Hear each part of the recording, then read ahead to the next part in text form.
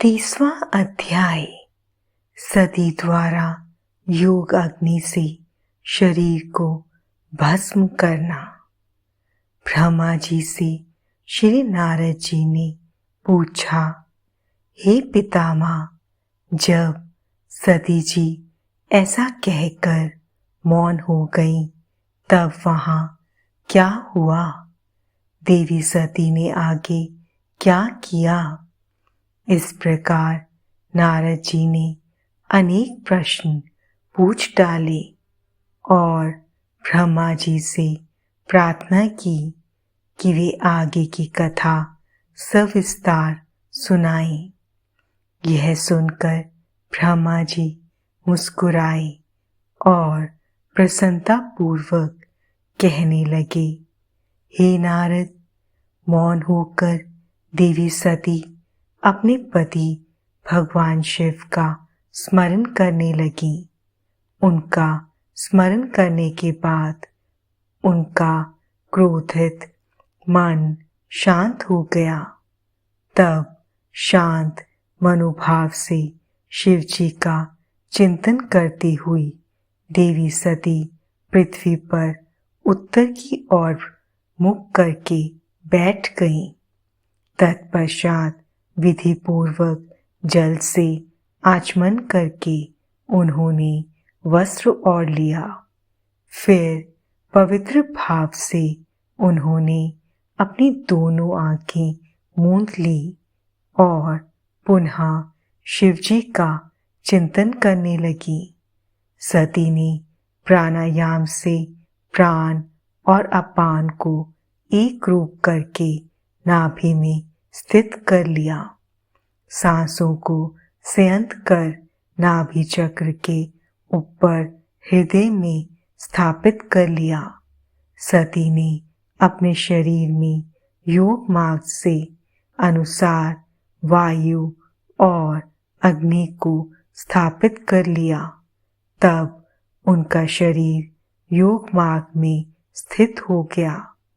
उनके हृदय में शिवजी विद्यमान थे। यही वह समय था जब उन्होंने अपना शरीर त्याग दिया था। उनका शरीर यज्ञ की पवित्र योग अग्नि में गिरा और पल भर में ही भस्म हो गया। वहां उपस्थित मनुष्यों सहित देवताओं ने जब यह देखा कि देवी सती भस्म हो गई हैं, तो आकाश और भूमि पर हाहाकार मच गया। यह हाहाकार सभी को भयभीत कर रहा था। सभी लोग कह रहे थे कि किस दुष्ट के दुर्व्यवहार के कारण भगवान शिव की पत्नी सती ने अपनी देह का त्याग कर दिया। तो कुछ लोग दक्ष की दुष्टता को धिक्कार रहे थे, जिसके व्यवहार से दुखी होकर देवी सती ने यह कदम उठाया था। सभी सत्पुरुष उनका सम्मान करते थे। उनका हृदय असहिष्णु था। उन्होंने ऐसी महान देवी और उनके पति करुणा निधान भगवान शिव का अनादर और निंदा करने वाले दक्ष को भी कोसा।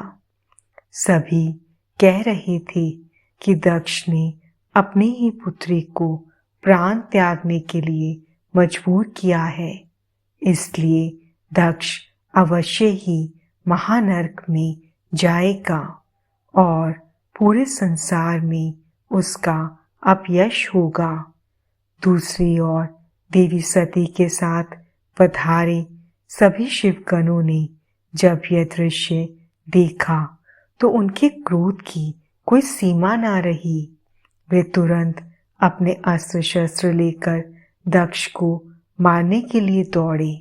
वे 60,000 पार्षदगण क्रोध से चिल्ला रहे थे और अपने को ही धिक्कार रहे थे कि यहाँ उपस्थित होते हुए भी हम अपनी माता देवी सती की रक्षा नहीं कर पाए। उनमें से कई पार्षदों ने तो स्वयं अपना शरीर का त्याग कर दिया। बचे हुए सभी शिवगण दक्ष को मारने के लिए बड़ी तेजी से आगे बढ़ रहे थे। जब ऋषि भृगु ने उन्हें आक्रमण के लिए आगे बढ़ते हुए देखा तो उन्होंने यज्ञ में विघ्न डालने वालों का नाश करने के लिए यजु मंत्र पढ़कर दक्षिण अग्नि में आहुति दे दी। आहुति के प्रभाव के फलस्वरूप यज्ञ कुंड में से ऋभु नामक अनेक देवता जो प्रबल वीर थे वहां प्रकट हो गए। ऋभु नामक शस्त्रों, देवताओं और शिवगणों में भयानक युद्ध होने लगा। वे देवता ब्रह्म तेज से संपन्न थे। उन्होंने शिवगणों को मारकर तुरंत भगा दिया। इससे वहां यज्ञ में और अशांति फैल गई। सभी देवता और मुनि भगवान विष्णु से इस विघ्न को टालने की प्रार्थना करने लगे। देवी सती का भस्म हो जाना और भगवान शिव के गणों को मारकर वहां से भगाए जाने का परिणाम सोचकर सभी देवता और ऋषि विचलित थे। हे नारद, इस प्रकार दक्ष की उस महायज्ञ उत्सव में बहुत बड़ा उत्पात मच गया था और सब और त्राही त्राही मच गई थी। सभी भावी परिणाम की आशंका से भयभीत दिखाई दे रहे थे।